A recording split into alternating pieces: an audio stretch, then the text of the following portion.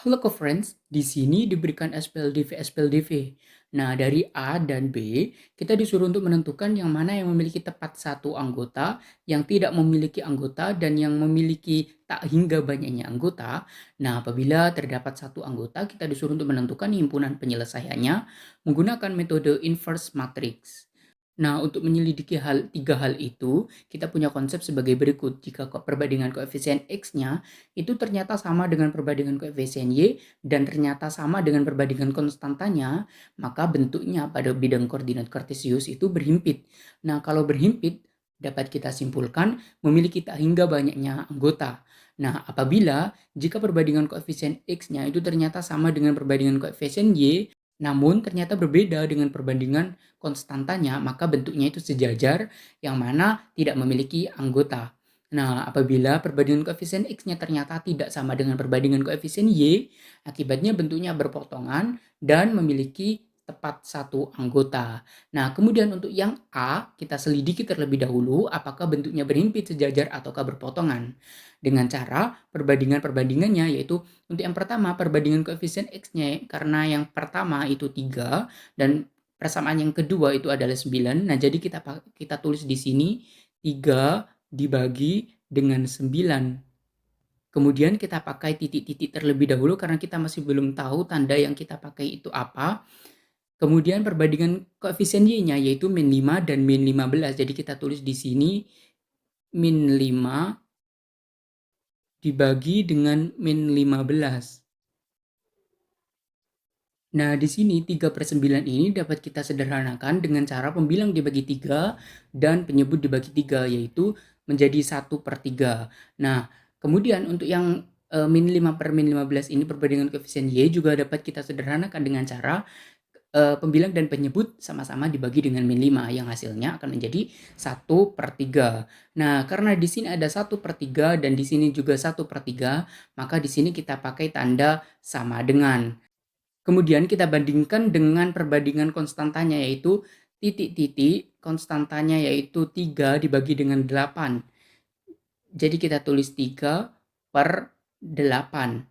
Nah, karena yang mana tadi itu adalah sepertiga dan 3/8 ini sudah tidak dapat disederhanakan lagi, jadi sepertiga itu tidak sama dengan 3/8. Nah, karena tidak sama, terus yang perbandingan koefisien X dan perbandingan koefisien Y itu sama, akibatnya kita pakai yang sejajar.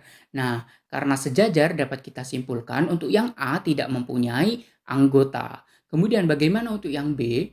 Nah, kita selidiki terlebih dahulu dengan cara perbandingan koefisien-koefisiennya, yaitu 5 dan 7. Nah, jadi kita tulis perbandingan koefisien X-nya yang pertama yaitu 5 dibagi dengan 7, kemudian kita pakai titik-titik sama seperti tadi.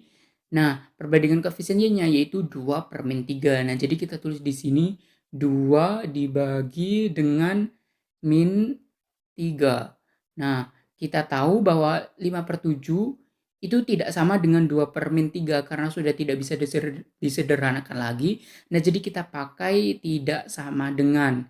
Nah, kita tahu bahwa kalau tidak sama dengan, kita pakai yang berpotongan. Nah, kalau berpotongan itu dapat kita simpulkan tepat satu anggota.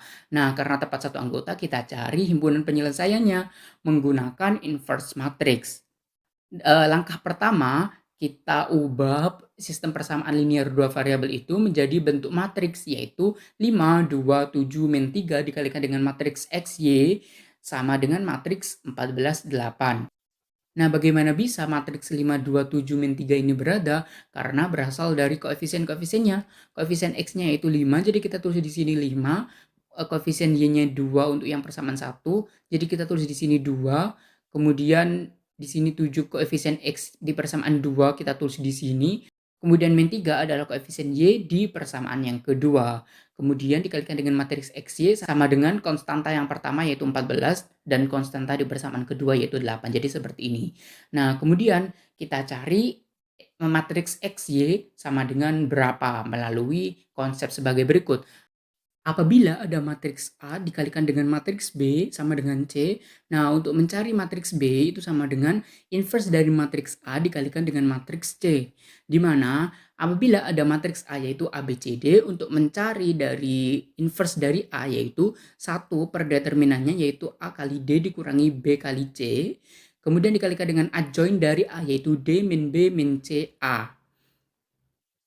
Nah, jadi kita dapatkan matriks XY itu sama dengan inverse dari matriks 5, 2, 7, min 3 dikalikan dengan matriks 14 dan 8. Nah, jadi kemudian kita dapatkan inverse dari 5, 2, 7, min 3 yaitu 1 per 5 kali min 3 yaitu min 15 dikurangi 7 kali min 2 yaitu 14. Jadi 1 per min 15 min 14. Dikalikan dengan adjoint dari matriks ini yaitu min 3, min 2, min 7, 5 dikalikan dengan matriks 14, 8. Nah, kemudian di sini ada perkalian dua matriks. Nah, apabila ada matriks A yaitu A, B, C, D dan matriks D yaitu E, F.